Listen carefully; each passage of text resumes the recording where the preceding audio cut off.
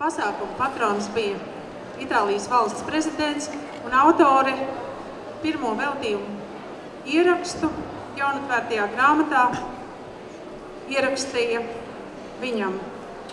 Arī grāmatā ir gan tekstā, gan ilustrācijās atspoguļota Etrusku muzejā atrodošās dzintara ekspozīcija, un patiesi bija ārkārtīgs prieks, ka Baltijas dzintaru šo tik vērtīgo akmeni ārkārtīgi augstu vērtē Itālijā. Bet, ņemot vērā, ka tomēr autori nevarēja atrasties šeit, jo šobrīd ir Indijā, lai skan Māras Kalniņas lasījums, grāmatas teksta lasījums. Amber Roots travels from Riga to Byzantium by Mara Kalniņš. This book is the record of an odyssey, a journey of exploration which begins in Latvia, the homeland of my parents.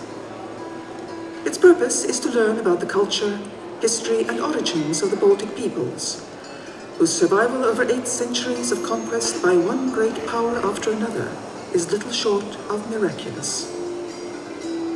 The quest is focused by the defining symbol of the Balts, amber, the sunstone, the stone of light, a substance which has danced in and out of the European imagination since prehistoric times. In antiquity, all peoples desired amber, not only for its beauty, but because it was thought to be the substance of the sun itself, and so possessed magical properties. It could heal. It was a talisman against the dark. It was considered the most powerful of amulets, and many legends were told about it and its mysterious origins. My journey was shaped by 2 of the principal long-distance amber trade routes, which for millennia linked the Baltic with the rest of the continent and with the cradles of civilization in the Mediterranean. As I explored the amber lands and traveled south and east across the changing face of Europe, I also journeyed back in time to make some remarkable discoveries about amber and about the people who preserved their ancient heritage and language and brought them into the 21st century. What follows are a few extracts from that journey.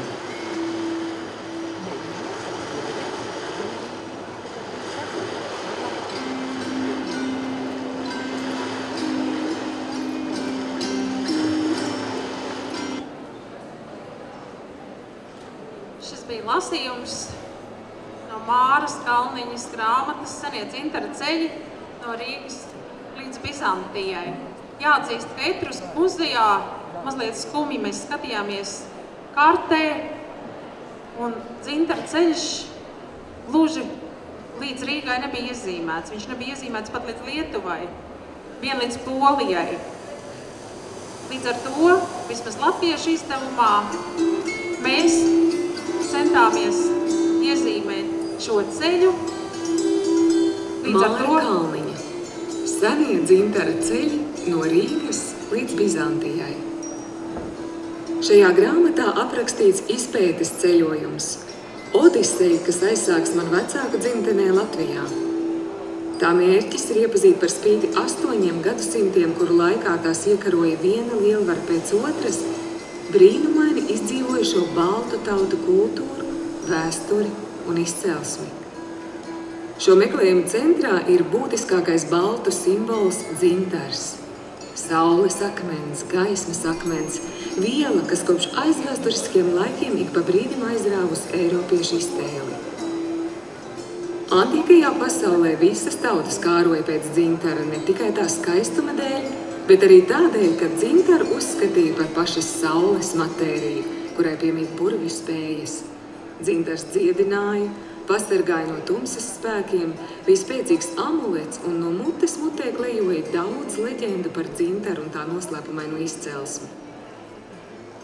Ceļojumos vadījos pēc 2 nozīmīgākajiem dzinteru tirzniecības maršrutiem, kas gadu tūkstošiem saistījuši Baltiju ar citām kontinenta daļām un civilizācijas šūpuļiem vidusjūras reģionā. Pētīdama dzintara zemes un apceļodama mūžam mainīgās Eiropas dienvidu un austrumu apgabalus, es arī devos atpakaļ laikā, lai veiktu vairākus nozīmīgus atklājumus par dzintaru un ļaudīm, kas saglabājuši savu seno kultūras mantojumu un valodu līdz pat 21. gadsimtam. Piedāvāju dažus izvilkumus no šī ceļojuma apraksta.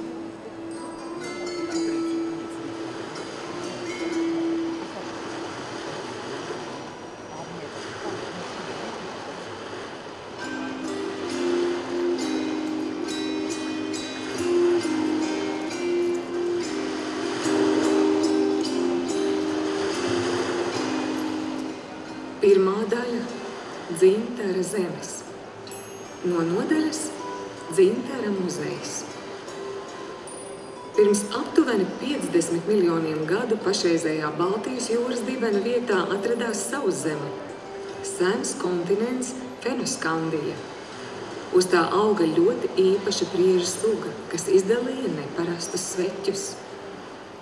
Miljoniem gadu laikā ģeoloģisku izmaiņu un kataklizmu rezultātā zeme iegrima un te izveidojās jūra. Sveķus saspieda un līdzīgi kā ogles tie nogulās šaurā 60 centimetrus metru biezā slānī. Šī pārakmeņojusies viela ir Baltijas dzintars jeb sukcinīts, ko tā sauc tādēļ, ka tas satur augstu sukcīnskābes procentu, kas piešķirtam spožumu un dārgakmeņiem raksturīgās īpašības. Ļoti smaržīgie un lipīgie sveķi arī pievilināja kukaiņus, kuri tajā palika ieslēgti.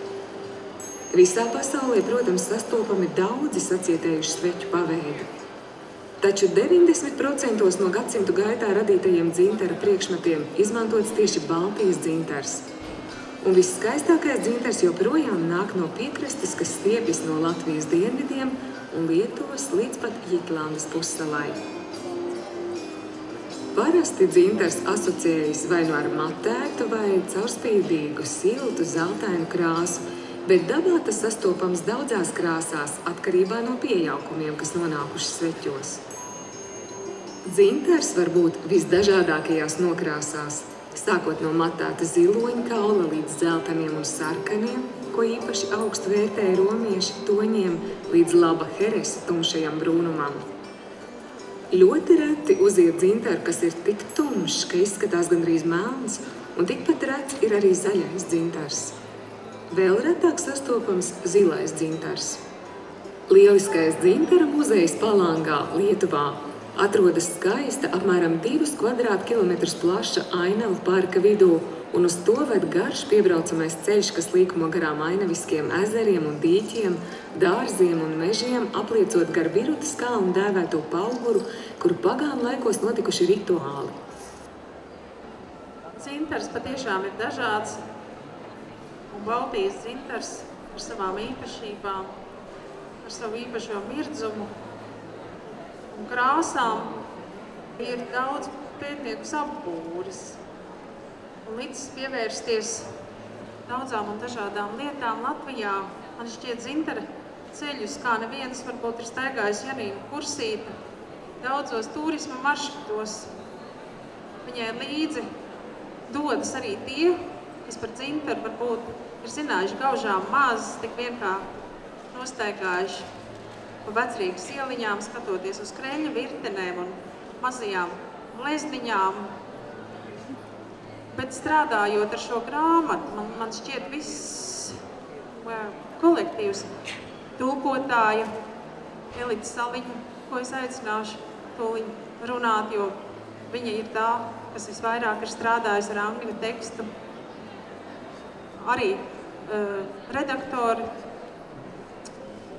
Mēs esam burtiski, man šķiet, iemīlējušies dzintarā, mēs esam izbraukājuši, fotografējuši šīs dzintara vietas, muzejus, takas, bet šobrīd es gribu dot vārdu Janīnai Kursītei, Latvijā ļoti aktīvai dzintara ceļu staigātāji, un ne tikai Latvijā vien. Labdien, dzintara mīļotājiem! Man ir liels prieks, ka dzintara mīļotāju vidū es redzu Latvijas universitātes bijušos studentus nevienu. Viena Saliņa ir tulkojusi šo interesanto grāmatu latviski. Ir fotokorespondentu vidū, es redzu mūsu studentus, bet īpašs prieks man ir, ka šo grāmatu, Māras Kalniņas grāmatu, pagodinājusi mūsu izcilā dzejniece Astrīde Ivaska. Varbūt, ka mēs visi varētu Astrīdi Ivasku ar aplausiem sveikt. Viens izcils cilvēks, viens izcils dzejas pārstāvis mūsu vidū. Par dzintaru. Es gribu prasīt no tiem, kas ir, paceļiet rokas, kuram mājās ir dzintars tādā vai citādā veidā. Otrādi, lai paceļ rokas, kuram nav mājās dzintars. Redzat, es domāju, grāmatas, pētījumi, Māras Kalniņas grāmata, es ceru, būs pirmais lielais solis. Ar dzintaru mums ir sena, pamatīga tradīcija. Dzintars palīdzēja, kāpēc es arī Astrīdi Ivasku īpaši pieminēju. Mēs esam 2 gadus braukuši Rīga 2014 projektā pa seno dzintara ceļa vietām. Un liels dzintara muzejs, izcils dzintara muzejs ir Lietuvā, Palangā. Apjomīgs dzintara muzejs ir bijušajā Kēnigsbergā, Kaļiņingradā. Izcils dzintara muzejs ir Gdaņskā.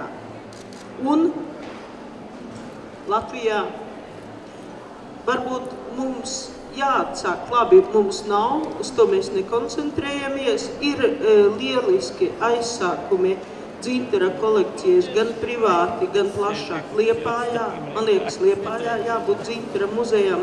Šis dzintara gabaliņš arī no pirms 2 gadiem ekspedīcijas sākumā Liepājas jūrmalā, kur vēl ir palikuši nedaudz, bet ir dzintara meklētāji, zoķētāji, un Aivars Beģis Bege viens no tiem. Mums jāceļo laikā, mums jāceļo telpā, mums jādomā, kā mēs veidojam Latvijas un savu gaišo tēlu uz ārpusi, bet pirmām kārtām dzintaram mums jābūt vismaz kā talismanam mājās. Un ir patīkami, ka tapusi trimdas latvietes Māras Kalniņas grāmata 2 variantos, oriģinālā angliski, jo viņa ir dzimusi, jeb bērnībā jau aizbraukusi uz Lielbritāniju, tāpēc oriģinālā rakstīta angliski un lielisks latviešu tulkojums, ko veikusi Elīna Saliņa.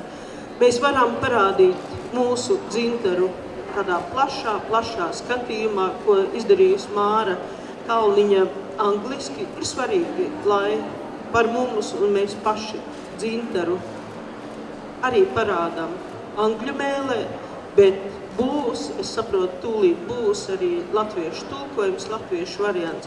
Lai dzīvo dzintars, lai dzīvo grāmatas par dzintaru, lai dzīvojam un turamies mēs visi paši. Paldies! Janīna skaisti parādīja, lūdzot jums pacelt rokas. Mēs redzējām, ka dzintars īpaši nav jāpopularizē latviešu auditorijā. Nē, droši vien ir jāpopularizē, jo ir jārunā par dzintara vērtību, un tas ir aprakstīts šajā grāmatā. Ir aprakstīts par kādu dzintara gabalu senajā Romā. Tas bija laba verga vērtībā. Ir līdzinātas dzintara un zelta vērtības. Daudz ir aprakstīts par dzintara ārstnieciskajām īpašībām.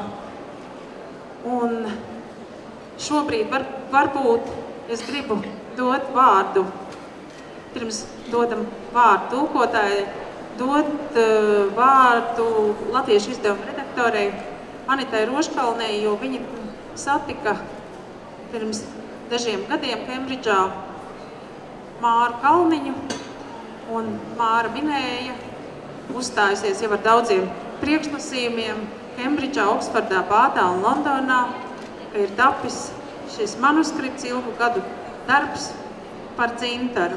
Un tā manuskripts atceļoja šurp, un manuskripta veidošanā ir ļoti daudz cilvēku piedalījušies. Jūs redzējāt prezentāciju, tur bija arī Janīnas fotogrāfijas, bija Anitas fotogrāfijas, manas, protams, bija mūsu fotomākslinieki Leona Paloža, Gunāra Janaiša, Andas Krauzes, Ilmāras Notiņa fotogrāfijas. Ir ļoti daudz, un, protams, pašas autors Māras Kalniņas fotogrāfijas. Bet, vārds latviešu izdevuma redaktorei Anitai Roškalnei.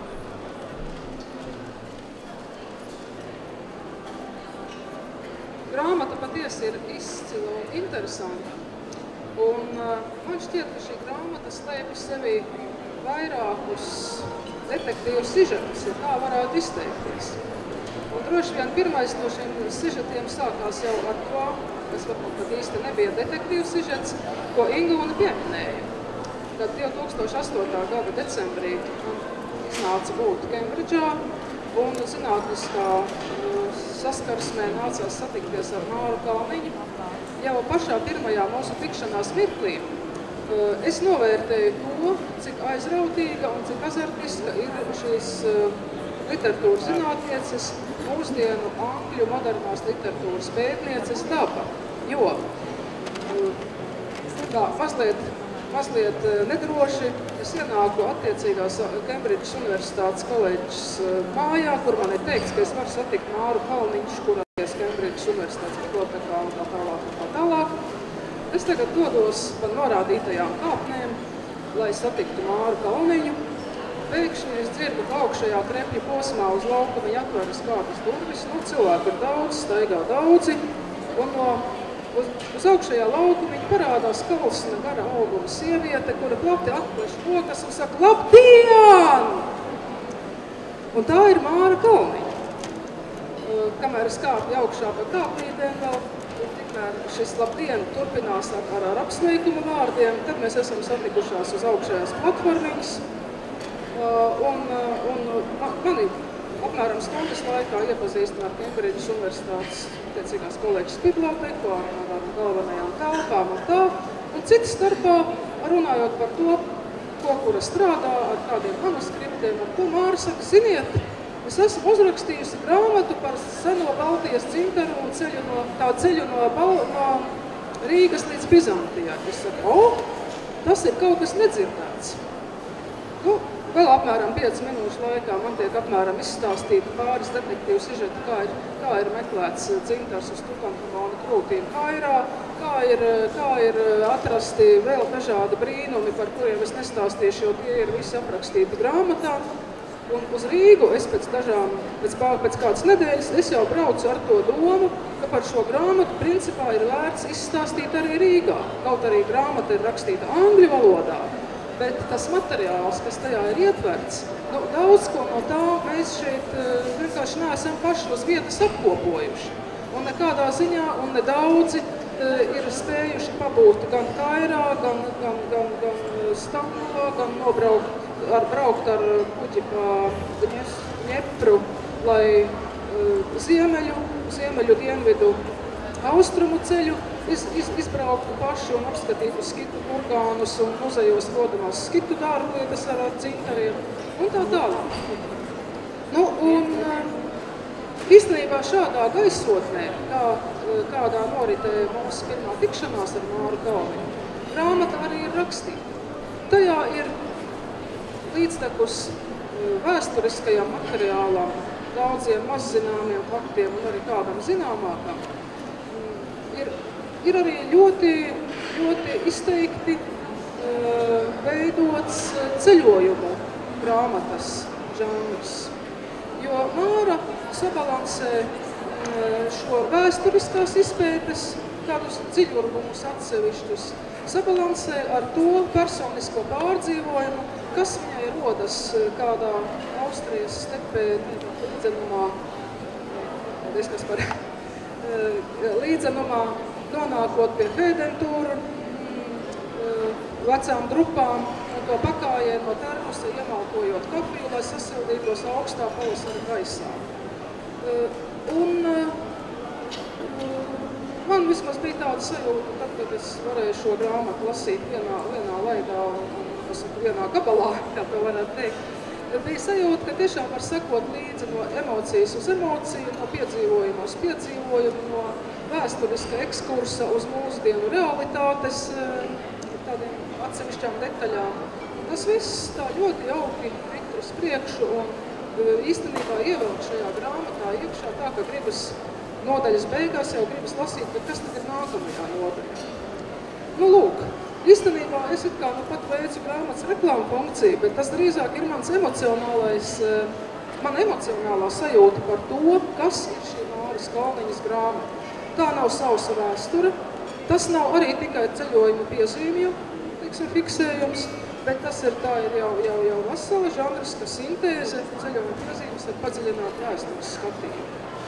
Un, protams, tas ilustratīvais materiāls, te man ir jāsaka, ka izdevniecība ir darījusi ļoti daudz, lai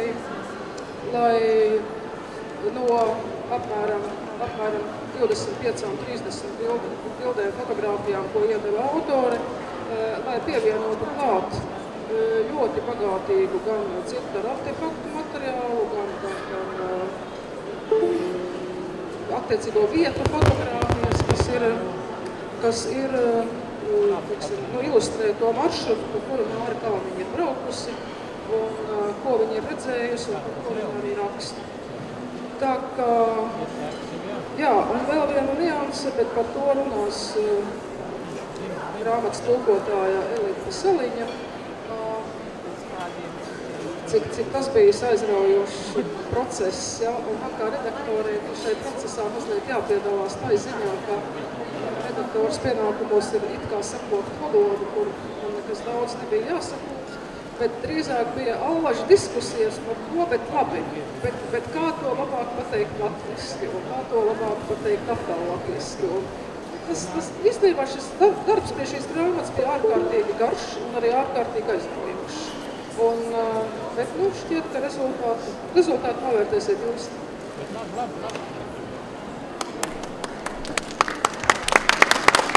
Bet vārds, varbūt runājot par latviešu izdevumu, kas te būs jūsu rokās, galvenajam cilvēkam, kas jau tulkotājs jau ir daļai kā autors, Elitai Saliņai, latviešu izdevumu tulkotāji.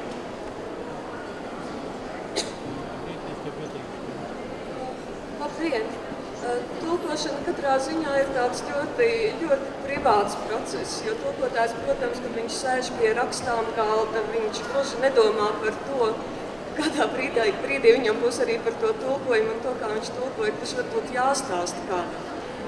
Tāpēc es vienkārši gribētu pateikt pāris vārdus par to, kādas sajūtas man bija tieši tulkojot, un kā šis process tiešām norisinājās, un arī varbūt dažus vārdus par grāmatas valodu, stilu un varbūt to, ko es vēlējos sasniegt, tulkojot šo grāmatu. Pirmām kārtām man gribētos pateikt, ka Māru Kalniņu pirmoreiz satiku ne jau šīs grāmatas sakarā, jo viņa lasīja ļoti brīnišķīgas lekcijas par moderno britu dzeju Latvijas universitātē. Un es tajā brīdī biju studenti maģistratūrā, un tas mani ļoti iespaidoja. Un tādēļ tajā brīdī, kad man bija šī izdevība tulkot viņas grāmatu par Baltijas dzintari, es, protams, jūtos ļoti pagodināta un laimīga. Un jāsaka, ka šis darbs pie tulkojuma bija savā ziņā tāds, tas bija tāds virtuāls ceļojums laikā telpā un arī virtuāls ceļojums būtībā valodā un izpratnē. Jo man kā tulkotājai bija ļoti interesanti tā vienkāršā iemesla dēļ, ka valoda nav garlaicīga. Valoda nav sausa, akadēmiska, vēsturiska pētījuma valoda. Jo šī valoda tiešām stāsta par dzīvu pieredzi. un stāsta par to, kā cilvēks ceļojot cauri mūsdienu Eiropai tiešām izdzīvo gan mūsdienu Eiropas tagadni, gan arī mūsdienu Eiropas pagātni. Principā šī valoda it kā rosina, un šī grāmata rosina doties pašiem savos ceļojumos gan burtiski, gan pārnestā nozīmē. Bet viens no lielākajiem izaicinājumiem man kā tulkotājai bija tieši tas, kā tulkot tās grāmatas modeļus, kurās bija runa par Latviju. Jo principā man bija tāda sajūta, ka es kā veicu attulkošanas procesu. Jo šie impulsi modeļām bija nākuši no Latvijas, un, protams, informācija bija acīm redzot arī vismaz daļēji gūta latviešu valodā. Un problēma bija tā, kā attulkot atpakaļ tādā veidā, lai, teiksim, latviešu lasītājs saskatītu to, cik neparastu un cik eksotiski varbūt savā ziņā autorei Latvija bija likusies šo apmeklējumu brīžos, un lai tomēr tas arī, protams, būtu pietiekami pazīstami latviešu lasītājiem. Bet kopumā es varu teikt, ka mana lielākā cerība par šo tulkojumu ir, ka nebūs pazaudēts šis dzīvais, aizraujošais stils, un ka cilvēki varbūt tiešām izlasījuši grāmatu, vēlēsies varbūt nevis lasīt vēl vienu grāmatu par Baltijas dzintaru, bet tiešām varbūt sakravāt ceļus un doties kaut ko atklāt. Paldies! Paldies tulkotājiem un paldies visiem, kas ir ieguldījuši milzīgi darbu. Es šeit minēju par fotogrāfijām. Šeit ir Ānetes Rožkalnas fotogrāfijas, Janīnas Kursītes fotogrāfijas, manas fotogrāfijas, daudzu Latvijā pazīstamu fotomākslinieku fotogrāfijas, jo izstaigāt šos dzintaru ceļus, divus galvenos dzintaru ceļus, pie tam atšķirīgos virzienos patiesi nenācās viegli, un tas mums paņēma kā izdevniecībai nevis mēnešus, bet atzīstamies, ka tas mums paņēma gadus. Tā tas ir bijis, protams, šeit prezentācijā pavisam neliela daļa no fotomateriāla ir redzama. Un dzintars, manuprāt, mums visiem, kas strādāja ar šo materiālu, ir atklājies pavisam jaunās kvalitātēs, jaunās īpašībās, un šodien arī tik dīvaini es ienācu zālē, un pirmais celiņš, pa ko es nogāju, laikam 2., 3. stends, ko es ieraudzīju, tās bija dzintara krellis, un es domāju, arī grāmatu izstāde neiztiek bez dzintara. Nevien šie mūsu dzintara gabali, tas ir pavisam vecs dzintara gabals, savulaik tā ir manas mammas dzintara piespraude, un tādu mājās ir daudz, es domāju, un tāda sagadīšanās, es esmu daudzus gadus dziedājis korī dzintars kaut kā, un dzintars atkal ir atgriezies pie manis, mūsu izdevniecībā, un ir tik daudz strādāts, un gribas vēl, un kaut kā grāmata tuvojas noslēgumam, angļu izdevums ir iznācis, te ir dienas gaismu ieraudzījis latviešu izdevums, bet šķiet, ka vēl joprojām nav kaut kā tāda piepildījuma sajūta, gribas vēl un vēl atgriezties pie dzintara, jo acīm redzot, mēs lasot, esam atklājuši tādas dzintara vērtības, par kurām mēs daudz neko neesam zinājuši, vismaz ne tik daudz kā šai grāmatā, daudz arī par šo te sukcinīti, par to, ka Baltijas dzintars ir patiesi medicīnā visvērtīgākais, ka šī sukcīna skābe Baltijas dzintarā ir tādā apjomā, kā nav atrodams nevienā pašā citā dzintarā, un tāpēc arī Baltijas dzintars ir pelnījis īpašu uzmanību tādos muzejos kā Britu muzejs, Akvilējas muzejs, varbūt Akvilēja šobrīd jau mazliet noārdīta. Nav tāds turisma centrs, bet dzintara ekspozīcija šajā Itālijas muzejā patiesi ir milzīga, un te jau Anitas minētās Tutanhamona dzintara krellītes, kas, acīm redzot, vēl prasa pētnieku uzmanību, bet arī ir šis detektīvs sižets, un domas virzās uz to, ka tas ir Baltijas dzintars, kas ir arī seno eģiptiešu faraonu kapenēs. Tā kā grāmata būs, manuprāt, un ir interesanti ikvienam, un tas, ka ir klāt autors balss lasījums vai latviešu valodā tekstu lasa aktrise Zane Daudziņa. Manuprāt, šo izdevumu tiešām bagātina. Paldies, ka jūs bijāt kopā ar mums, skatīties daudzās dzintara krāsas, daudzos ceļus. Jāsaka, ka angļu izdevumā nav atrodama kāda karta, kas būs latviešu izdevumā. Es minēju, ka Romā Villā Džūlija Etrusku muzejā skatoties karti, kurā dzintara ceļš rietumu virzienā aizstiepās tikai līdz Polijai. Mēs atradām karti, kurā bija iezīmēts dzintara ceļš arī Latvijā un tālāk uz Igauniju, uz Krieviju.